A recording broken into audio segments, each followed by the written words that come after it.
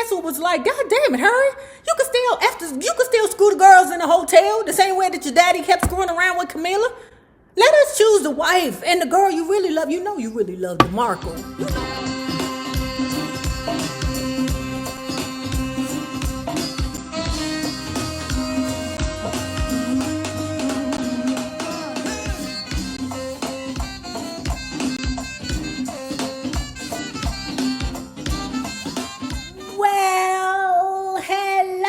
Bugs. Hello there, fellas. If you have not already done so, please remember to like, share to Facebook and or Twitter, subscribe, and visit uptopbeauty.com for these ring bling. I think they call them fingertip rings. Love my nails too. And if you are not already a part of our book club, please hit the Patreon link below and or the join button here on the YouTube. And for a small monthly fee of $5, you babies, yes, you can be privy to all the shenanigans before the YouTube gets it, if the YouTube gets it. Now, where's the cover at? Let's continue talking about Prince Harry's spare. Soon after I visited Henner's, a weekend in Edinburgh, autumn 2002, we went to a restaurant and I told him all about it. Good for you, Has. He was taking a gap year as well in East Africa, Uganda, as I recall, working in a rural school. At the moment, however, he was working a part-time job at Ludgrove, working as a stooge, the Ludgrovian word for handyman. It was a very cool job, he said. He got to be with kids, got to fix things all over the grounds. That's strange to me that these people of such stature were given a year off. That's strange to me. For us Black folks who have sent our children to school, or like myself, I don't have any kids, I just have Lulu. My puppy, well, he's not a puppy no more, but my Frenchie, I wasn't given an option of a year off. Then they take your ass to school. Like I told you, my mother was like, Nay, what you want to do? You want to work or go to school? I was like, Ma, I work. Good. You can work and go to school. 2 months later, a Sunday morning, just before Christmas, 2002, the news must have come in the form of a phone call, though I only dimly recall holding the phone, hearing the words. Henner's and another boy leaving a party near Ludgrove drove into a tree. Though the call's a blur, I vividly remember my reaction. Same as when Paul told me about Mommy. Right. So Henner's was in an accident, but he's in a hospital, right? He's going to be okay. He wasn't. I completed my education at Eton in June 2003, thanks to hours of hard work and some extra tutoring arranged by Paul. No small feat for one so unscholarly, so limited, so distracted.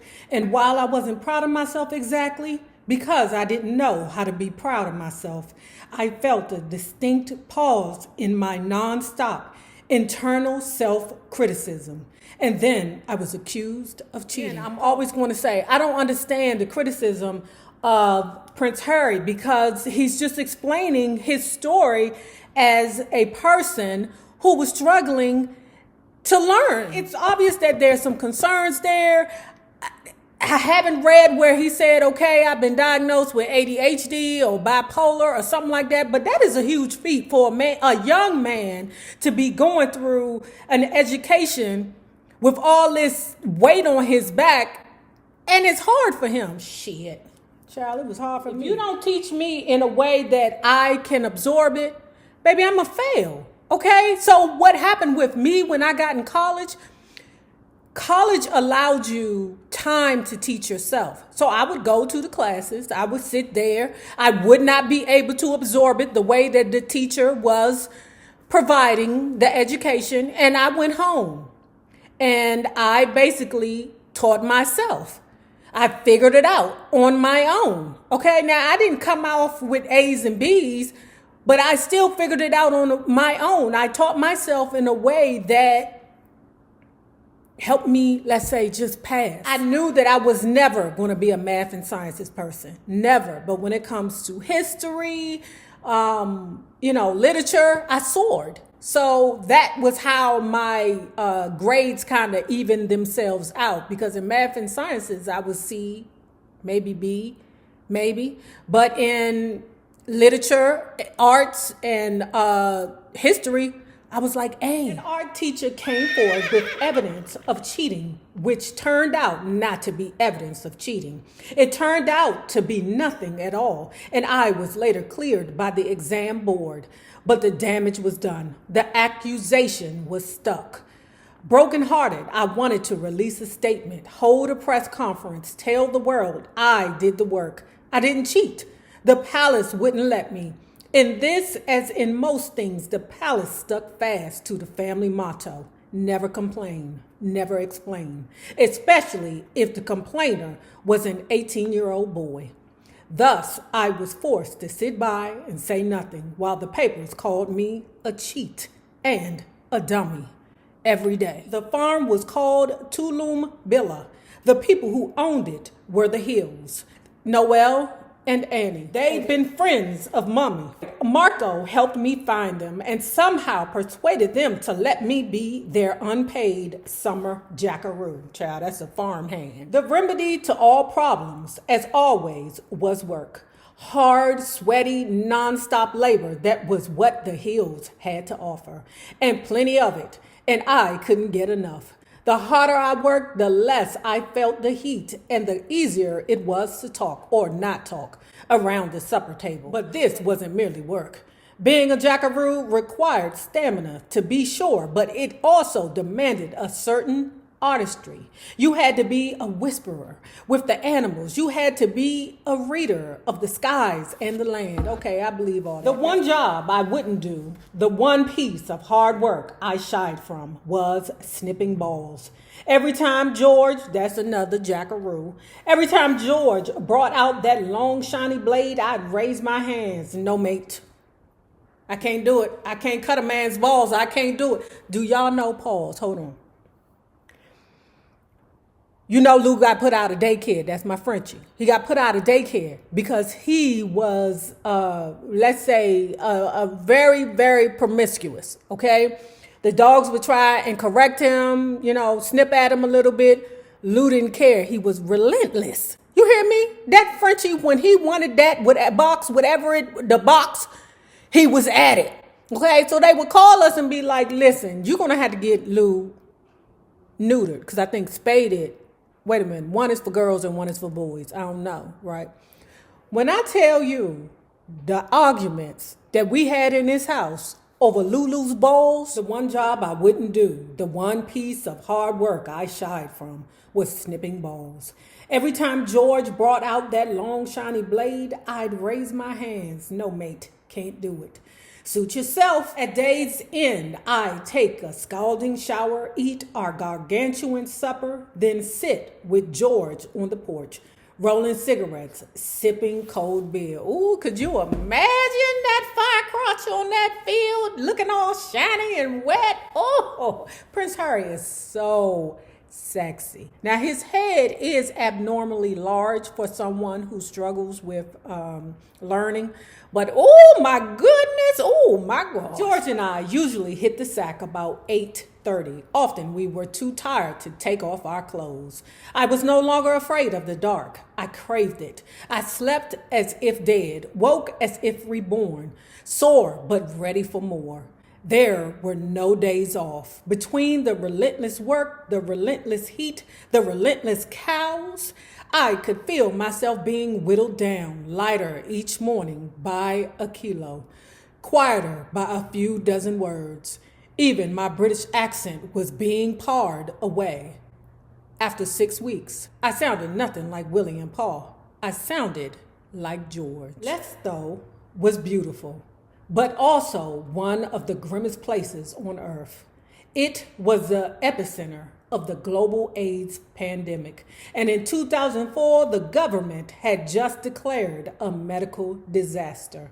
Tens of thousands had fallen to the disease, and the nation was turning into one vast orphanage. Ooh, I remember that. That shit was so heartbreaking. Here and there, you'd glimpse young children running about, lost looks on their faces. Where's daddy? Where's mommy? George and I signed up to help at several charities and schools. George and I flew from Lesotho to Cape Town to meet up with some mates and Marco. March 2004, we were staying at the home of the Consulate General, and one night we talked about having some people over for dinner. Just one small problem. We didn't know anyone in Cape Town. But wait, that wasn't completely true. I'd met someone years earlier, a girl from South Africa at the Berkshire Polo Club, Chelsea. I remember her being different. I went through my phone, found her number. Give her a call, Marco said. Really? Why not? To my shock, the number worked, and she answered. Stammering, I reminded her who I was, said I was in her town, wondered if she might like to come over. She sounded unsure. She sounded as if she didn't believe it was me. Frustrated, I handed the phone to Marco, who promised that it was really me and that the invitation was sincere and that the evening would be very low-key, nothing to worry about, pain-free, maybe even fun. She asked if she could bring her girlfriend and her brother. Good move. Of course, the more the merrier. Hours later, there she was, sailing through the door. Turned out, my memory hadn't lied. She was, ... different. That was the word that had come to mind when I first met her, and it immediately came to mind now, and then and again during the barbecue. Different. She knew nothing about my biography, less than nothing about my family, Granny, Willie, Paul, who they are. Better yet, she was remarkably incurious. So I see that is what is most important. For all the privileges that he has gotten over the time, he does not want his relationship to be surrounded by privileges. And, in Coming to America, Eddie Murphy picked a girl who didn't know or care who he was. That's why he actually went to America, to find a woman who did not know that he was Prince, what's his name, Najib or Prince, I don't know.